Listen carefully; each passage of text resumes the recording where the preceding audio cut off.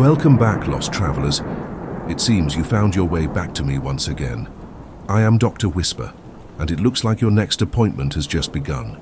So, pour yourself something strong, grab a snack and settle down by the fire. You're going to need your strength where we're going.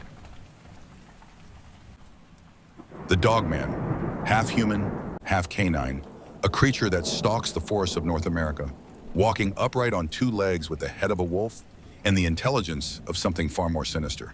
Tonight, I'm bringing you 4 absolutely terrifying Dogman encounters. Real stories from real people who came face to face with this cryptid and barely lived to tell the tale. These aren't campfire legends. These are documented accounts that will make you question everything you thought you knew about what lurks in the darkness. So lock your doors, turn off the lights, and prepare yourself. These stories will shock you.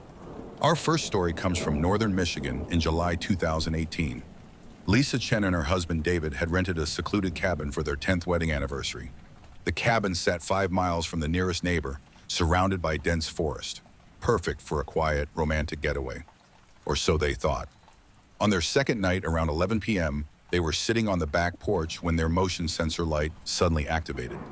At first, they saw nothing. Then David pointed to the tree line, about 30 yards away. Something was standing there, watching them.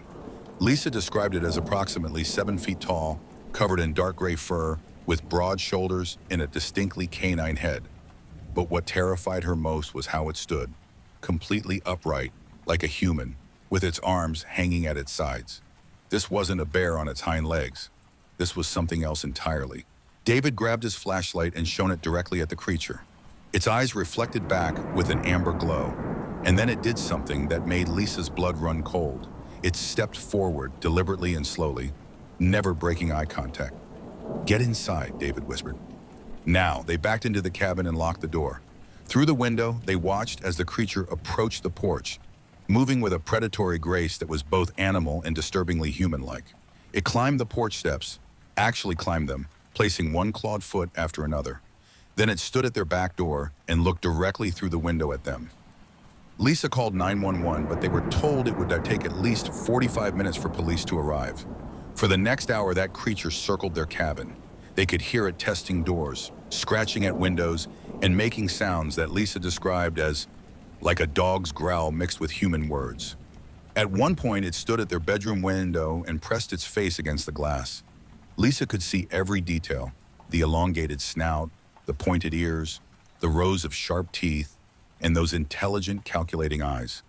It wasn't just looking at them, it was studying them. When police finally arrived, the creature had vanished, but it left evidence behind. Deep claw marks on the door frame, scratches on the windows, and tracks in the dirt. Canine prints that were far too large, mixed with what looked like human handprints with claws. The officer who responded told them, "Off the record, you are not the first to report something like this up here. But officially, we don't acknowledge these things exist. My advice, don't come back to this area." Lisa and David left at dawn. They never returned to that cabin. And Lisa still can't sleep without checking every window and door 3 times before bed. Our second story takes us to rural Ohio in March 2020. Tom Fletcher, a delivery driver with 20 years of experience, was making a late-night run on Route 32 when his life changed forever. It was 2 a.m., raining heavily, and Tom was the only vehicle on the road. He was driving around 55 miles per hour when something massive ran across the highway directly in front of his truck.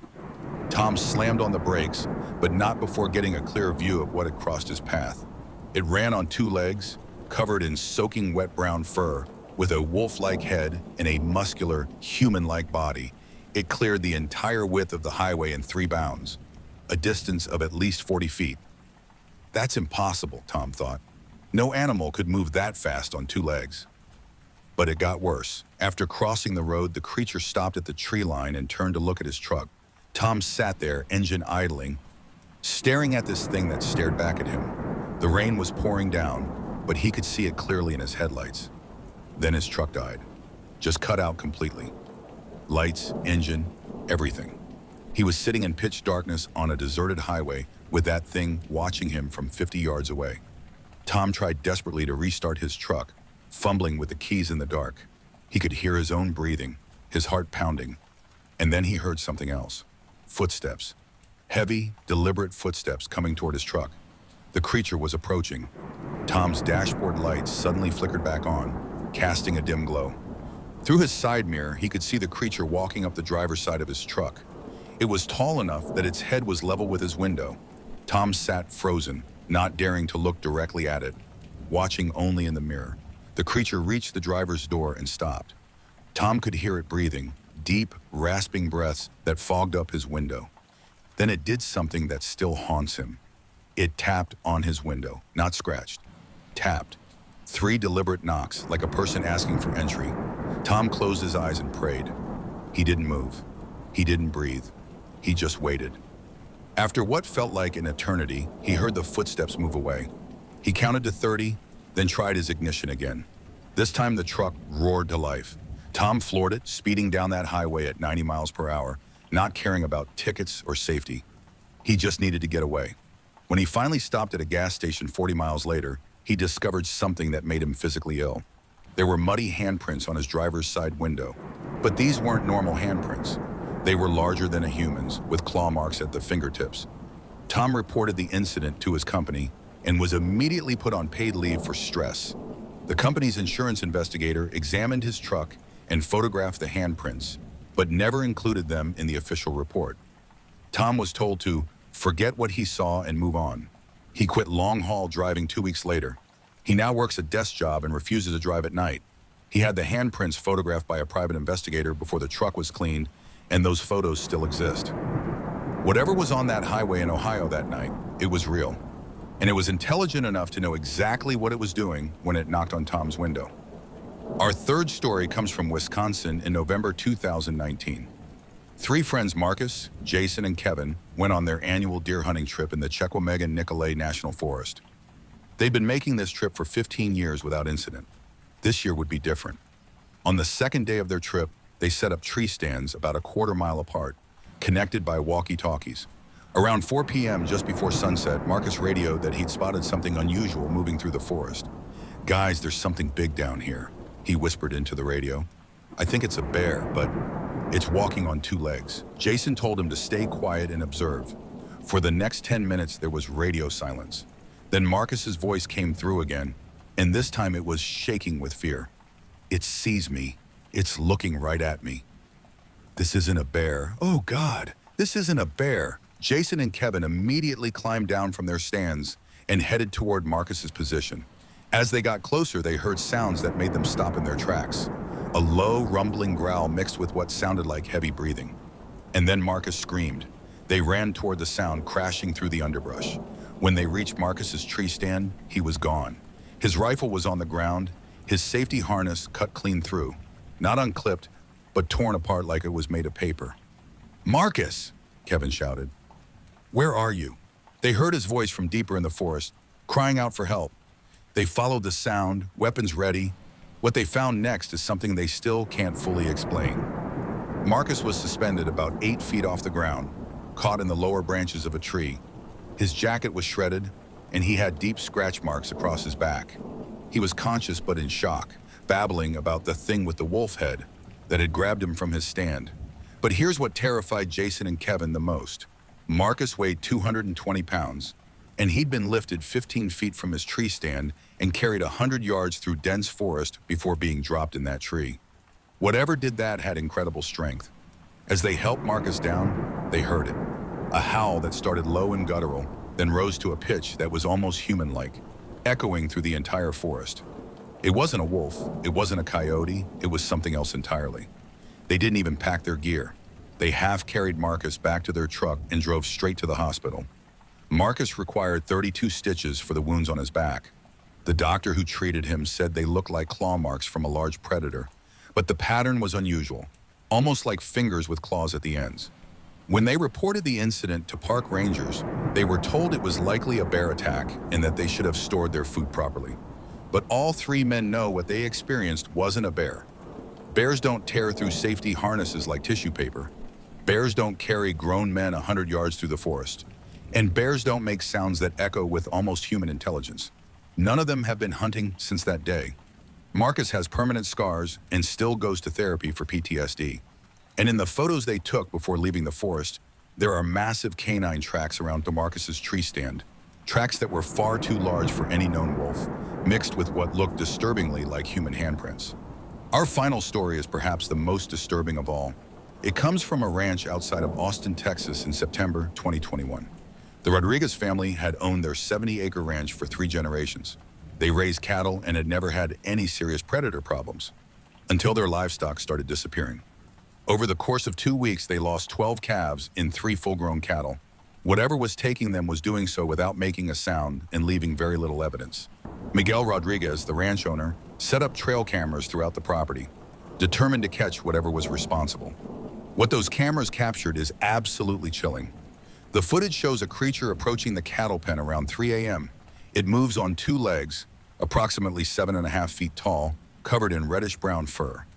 Its head is unmistakably canine, like a massive German shepherd or wolf, but its body is built like a muscular human. The creature approaches the fence and, in a display of terrifying strength, tears a section of the fence completely apart with its bare hands. It then enters the pen, and the cattle immediately panic, running in every direction. Here's where it gets worse. The creature doesn't chase them like a normal predator. It herds them, intelligently, strategically. It cuts off escape routes and drives them toward a corner. Then it grabs a calf by the neck. Miguel said the footage showed it lift a 200-pound calf with one hand like it weighed nothing and carries it out of the pen on 2 legs, walking upright the entire time. Miguel called the sheriff immediately. When deputies arrived and reviewed the footage, they were stunned. One deputy allegedly said, "I've seen a lot of things in my career, but I've never seen anything like this." The sheriff's department set up an operation to catch or kill whatever was taking the cattle. For 3 nights, armed deputies camped out on the property. On the 3rd night, around 2:30 a.m., they got their encounter. The creature appeared at the edge of the property. One deputy shone a spotlight on it, and all 5 deputies saw it clearly. A massive bipedal canine creature that stood and stared at them without any sign of fear. One deputy fired a warning shot. The creature didn't run. Instead, it released a sound that all 5 deputies described as like a human screaming mixed with a wolf howl. Then it dropped to all 4s and charged directly at them. The deputies fired multiple shots. Several hit the creature. They found blood at the scene later, but it didn't stop. It got within 20 feet of them before suddenly veering off and disappearing into the brush at a speed they described as impossibly fast. The next morning, they found a blood trail leading half a mile into the woods before it disappeared. They also found tracks, large canine prints, that occasionally shifted to what looked like human handprints, as if the creature had switched between 2- and 4-legged movement. The cattle killing stopped after that night. Whatever it was, it apparently decided the ranch wasn't worth the trouble anymore. But Miguel sold the property 6 months later. He couldn't stay there knowing what was out there in the darkness. The sheriff's department officially classified the incident as unknown animal activity. The trail camera footage was confiscated as evidence and has never been publicly released. But Miguel kept copies. He's shown them to researchers and cryptozoologists, and everyone who sees the footage agrees. This is no known animal. 4 encounters, 4 different states, 4 groups of people who came face to face with something that science says doesn't exist.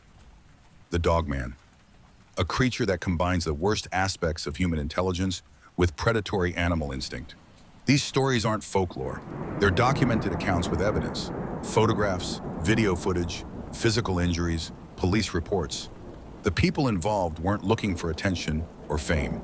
Many of them specifically asked to remain anonymous because they feared ridicule. But they know what they saw.